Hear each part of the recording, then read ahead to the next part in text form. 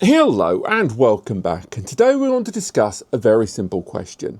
Are Synology and QNAP kind of becoming irrelevant to home labbers in 2026 and onwards? These are two brands that some might argue really were the tentpole brands of this channel right at the beginning. I talk about NAS more than any other subject, but in the last 24, maybe even 36 months, we have seen these brands go up against substantial competition in every single direction. And in this video, we are not only going to break down their competitors and the appeal of them into three separate categories, but also where their weaknesses are and what they need to change to turn around their fortunes with the home lab community. But before we go any further, three quick disclaimers. Number one, I keep saying home labbers there, but it's just because I'm going to need a term to point at. So when I say that, at least for the purpose of this video, I'm talking about, first-time NAS buyers, people buying their first home solution, maybe something for multimedia, right the way out to people that run their own private server for small business, solo operators there, generally just home labbing, starting up from storage on the ground up in your own environment. I know right now when it comes to larger scale business, right the way up to enterprise, these two, it is a different conversation, and they do still have footing, both Synology and QNAP, in those larger fields. We're not talking about that today. We're talking about from 0 to 25. Everything up to 100, we're not talking about. Also, there's going to be some of you wondering, what about TerraMaster and HexOS? And they will be featured later on in this video. But I think, regardless of the positive things I've said about these two brands, and I've meant every word, we have to at least acknowledge that market share-wise, Synology and QNAP have always commanded the first two places in this field. And lastly, we have to acknowledge that one of the other reasons that these guys may be feeling the pinch, particularly against their competitors, is because of the rising cost of hard drives, SSDs, and memory. Thanks to things like hardware shortages and, of course, AI sucking the air out of the room. The result is that most budgets being allocated towards storage, even for the home user, you're weighing up a lot more of that money towards the storage now than you are to the solution you're putting those drives in. But that has overall diminished the amount of money available to these, which right now is why their competitors are becoming considered as much as they have. So let's talk about that first one, Mega Value. I would say these are brands such as B-Link, who rolled out their ME Pro and ME Mini series for the last year and a bit, who are going to be moving towards a bunch of other solutions in the next 12 to 18 months. Then we've got brands like GMK Tech, who rolled out a flash solution, who have 3 more NAS solutions planned for the next 12 to 18 months. Then you've got brands like Ustar, who have already started rolling out mini solutions for a while, but because of the popularity of the Ustar WTR Max, are already working on 3 splinters of that portfolio. And finally, simple DIY solutions from brands like CWWK and NAS cases from brands like Johnspo have made the building of NAS solutions from the ground up a great deal more affordable and easy in a more modular fashion towards DIY DIY NAS operating solutions like Unraid and TrueNAS. Mega Value Options have presented the idea that you no longer have to spend more on the software than the hardware, and therefore they are making QNAP and Synology sweat in the entry-level field. Next up, that second category. These are brands that traditionally would have been referred to as turnkey because they are providing both a hardware and software solution. So, number one, things like Minis Forum that have rolled out their NAS series. I know that's got up to 5 different variations rolling out in the next 18 months. Then you have got things like the UniFi Drive system, where they were rolling out initially just little portable NAS solutions, but because of their partnership with Chinese NAS brand Z-Space, they are starting to roll out larger scale desktop solutions with some pretty impressive hardware. Then you've got things like Z-Labs with their AI NAS systems in the Ultra and non-Ultra series with some economical options down the road. And then you've got things like ASUS, who have already been a well-known Taiwanese name in the field that, although haven't challenged Synology and QNAP in terms of the sheer software capability, still provide a very capable turnkey NAS solution.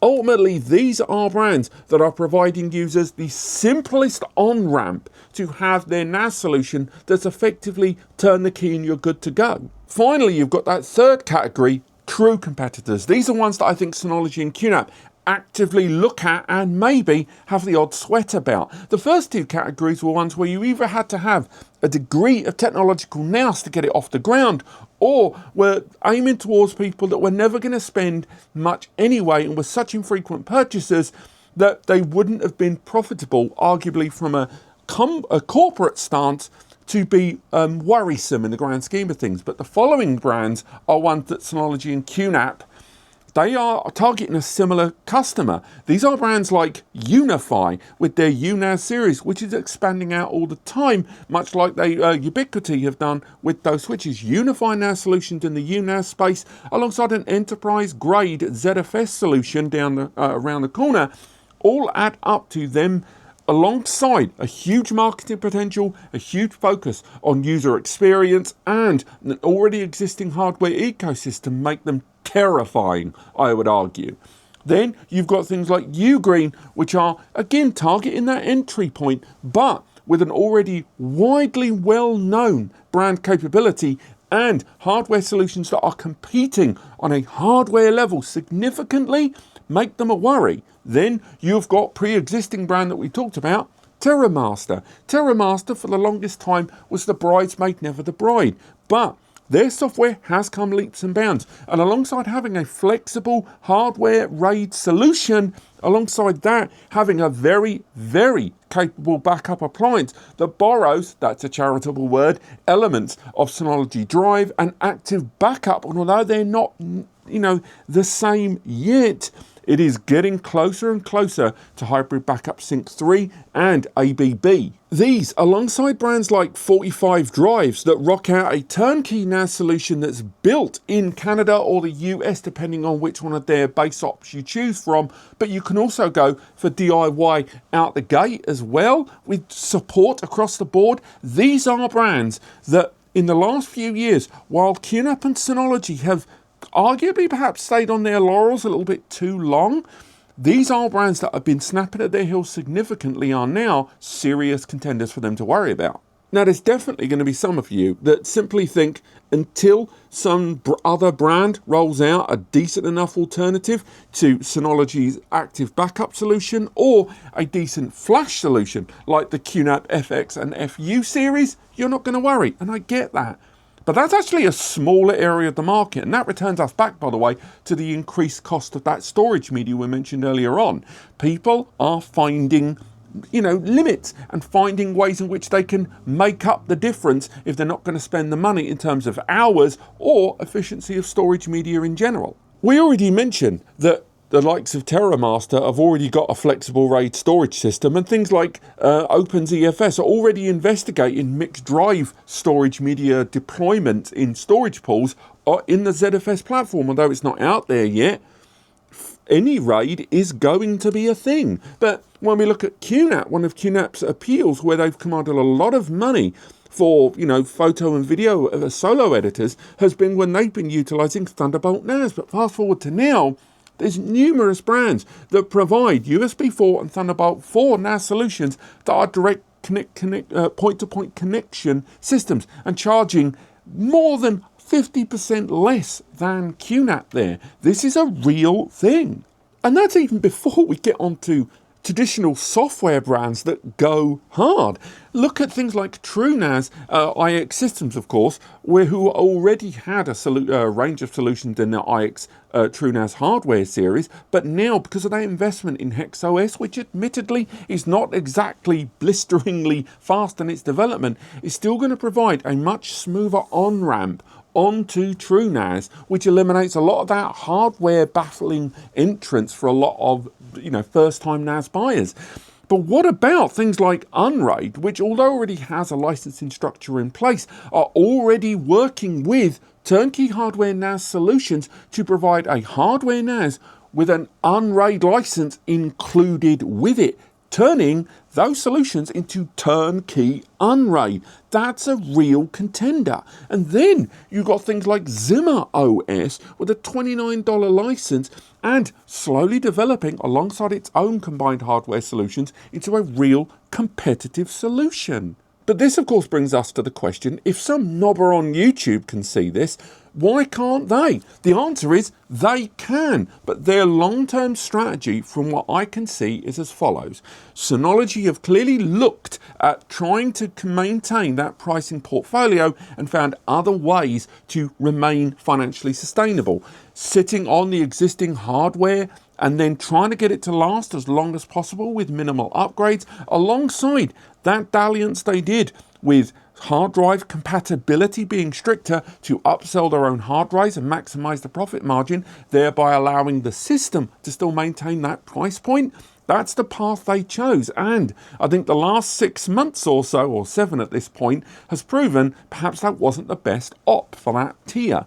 When it comes to QNAP, they didn't go with that strict hard drive support policy, but they have arguably at this tier, that 0 to 25, not up to 100, that tier, they have sat on the hardware portfolio and the platform of Intel Celeron processors way longer than they have in previous generations.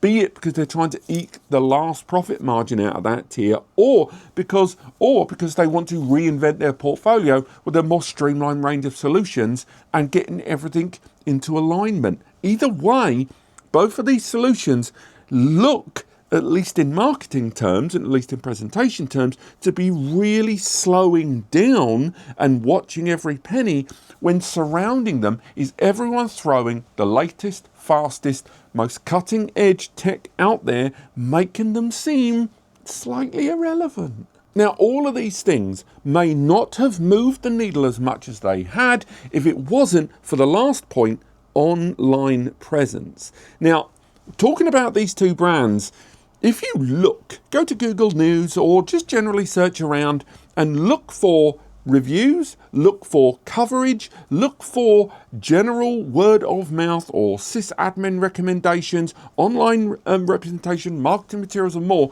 from these brands and the target it's for. And what you find is, let's take Synology for example, with that disastrous hard drive stuff. A lot of their coverage that they've enjoyed for the last 5 to 10 years has drastically reduced. And right now you find a lot more criticism than you do positivity in that 0 to 25 bracket. QNAP, on the other hand, it's largely stayed the same. And although they have introduced new elements into their storage portfolio, because they have not released a lot in that bracket, that 0 to 25, a lot of the more exciting current buzz, alongside a lot of the feature set stuff, is just not appearing that much online, or at least not appearing as much to be competitive against the absolute deluge of the new appearing competitors. And yes, they run very stable platforms compared to a lot of those alternatives. They have greater global access, global support, and general reputation for a long time. But because of the way the internet is, people's memories can be pretty short, and people buying these devices, they will buy them in that 0 to 25 bracket once every 10 years. And therefore, they're not looking at the last 10 years of discourse, they'll look at the last 1 or 2. And that dry up of coverage, that dry up of positivity and recommendation makes a tremendous mark, especially alongside people watching the old spend. Here's a thought. What if these brands have already written off that entrance tier? What if they've already decided that they've already lost the battle, but they're just thinking about the war of where the money is, and therefore they only have to make token gestures or just to show with a toe in the water that they're going to keep supporting it. Do the barest minimum, dress it up real nice, and focus on the big bucks. And they've already written that off. And if that's the case, and they've already planned for it, I guess good for them. But I would argue there's still a lot of money in that tier. And they're leaving a lot of money on the table. And maybe it'll be like the early days of search engines, and things will realign. The hardest players will rise to the top and the rest of them will falter. But at least now, at the early stages of 2026, when I recommend a Synology or a QNAP, I do so when I know I'm speaking to the person is going to be spending at least 2 to 3 grand. If they're not spending at least 2 to 3 grand, I have difficulty making these recommendations because to hit that remit, even with the smallest hard drives, you really don't have a lot for your budget. And what they provide, sure, it's stable and damn straight it's secure in a lot of the options I've talked about. But there are a lot of alternatives in the market right now that are rising substantially and rising fast. So if you're watching this Synology and QNAP, and I hope you are, I want to see you guys explode more in the scene in this area of the market that you have done so well on for the better part of 20 to 25 years. I don't want this to be another IBM. I don't want this to falter and disappear in the background. I love competition. I want there to be as many NAS brands in the market as possible so everyone's needs are met. But you guys need to pay more attention to that sub 2,500 spend, okay? Because there's a lot of reputation points. There's a lot of brand and marketing potential there that you have dried up on. But this has been our Synology and QNAP becoming slightly irrelevant to home labbers in 2025. I cannot wait to discuss this in the comments. If you've ever met me in the pub, this is what I talk about. So it is a dream to talk about this here. Thank you so much for watching. I hope you look forward to more videos like this because I've got a lot to say, and I will see you next time.